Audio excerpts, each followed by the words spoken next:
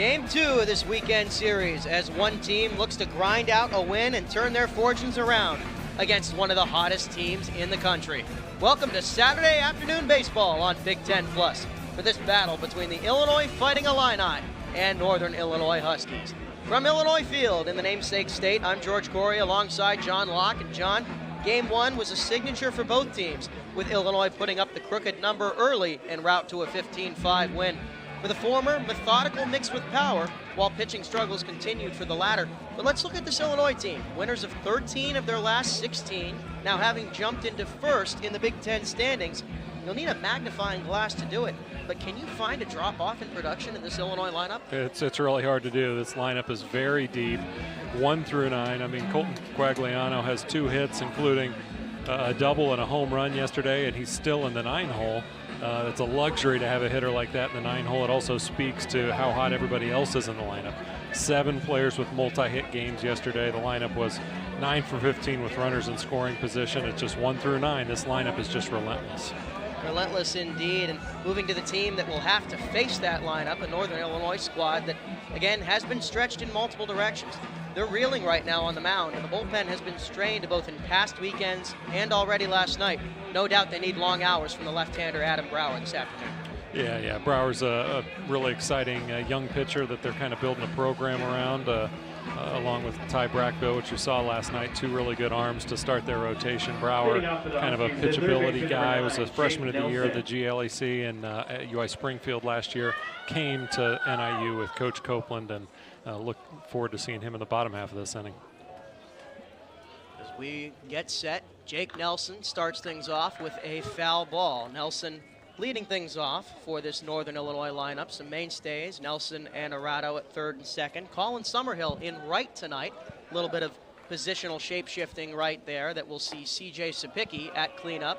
He's in left tonight. Aaron Harper getting the nod at the DH. J.P. Gauthier in center.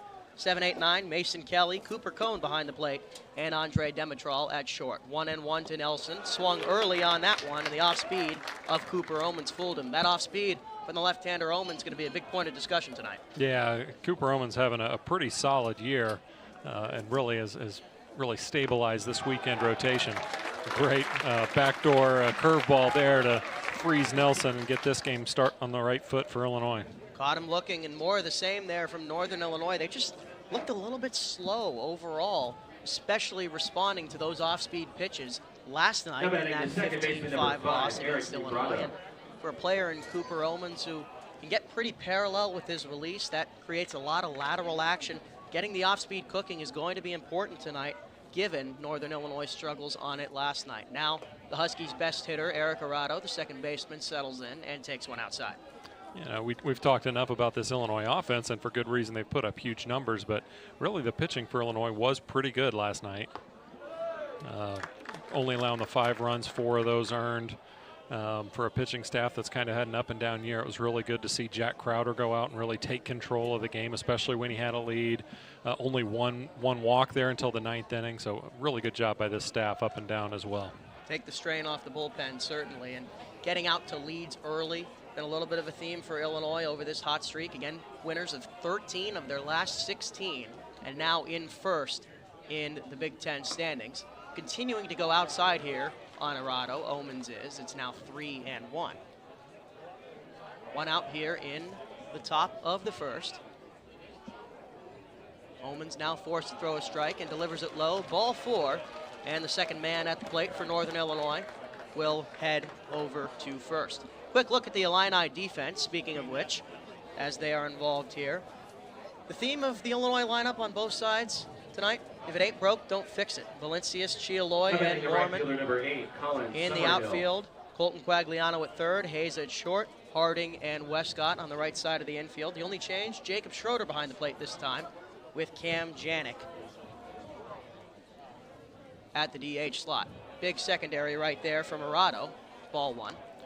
Yeah, a typical move there. Both of these head coaches moving their Game 1 catcher out of that position, not making them catch all 3 games of a weekend series. The Game 1 catcher for Illinois, Colin Summerhill, sends one foul, and Very interesting look here. You bring in Aaron Harper off the bench to get the start tonight for Northern Illinois. He's an outfielder by trade. You'd expect him to be in right. But no, he's DHing, and Colin Summerhill, the catcher, is instead playing right field for only the second time this season. Yeah, he hadn't been out there a ton, but does have a little bit of experience. And you don't know, but you wonder if, him being a catcher, you assume he's got a pretty good arm, and putting him in right field, maybe trying to affect the Illinois' ability if they're going to try to go first to third or second to home, have that arm out in the outfield. Speculating there, but could have been one of the reasons. Pickoff throw just to keep the runner at bay. And Omens going low here, 2 batters in a row, and it's forced him into a little bit of a hole. Now 2-1, and we'll get him swinging outside. That had some beautiful late movement on it. Now 2-2. Yeah, I mean, that's a huge pitch for him just in this situation. Summerhill, a very dangerous hitter. Homered yesterday to left field, 12 on the season. Get him outside of the zone there. Would have been a 3-1 count if he doesn't swing there. Big pitch. That one just high, and the count will run full. Yes, Summerhill picked up his 12th home run last night, leads the team in that regard, and one of the many players on this Northern Illinois squad with great control of his hands and arms at the plate. The team as a whole, although Summerhill leading the charge, can really cover much more of the strike zone in that regard. That one's a tough one for any hitter right there. Second strikeout of the afternoon for Omens. Yeah, he had a couple off-speed pitches. Maybe he was looking off-speed and then just absolutely froze him with a fastball in on the hands. Had been working outside, then comes in with the heater, caught him off guard. Big pitch for Omens. Good variation right there indeed. And Omens, we talked about it, worked himself into a little bit of a hole. He's been able to pull himself out of a hole twice now en route to 2 backwards Ks here in the top of the first. And again, we're continuing to see Northern Illinois a bit slower than they want on the off speed, and it's forced a few swings and misses as well to start this game. Yeah, it's easy for us to sit up here in the booth, but I think that last at bat was a good example of that. He goes off speed, and then you start looking for it, and then he comes in with the fastball inside and gets that strikeout looking. C.J. Sapicki at the plate, takes strike 1. Sapicki, a player who good ability to wait and sit on pitches, and might take away the off speed of an opposing pitcher in doing so. Just his ability to sit back, to wait on curves and sliders, and to deliver them the other way. Omens continuing to go with the fastball, sends that one inside.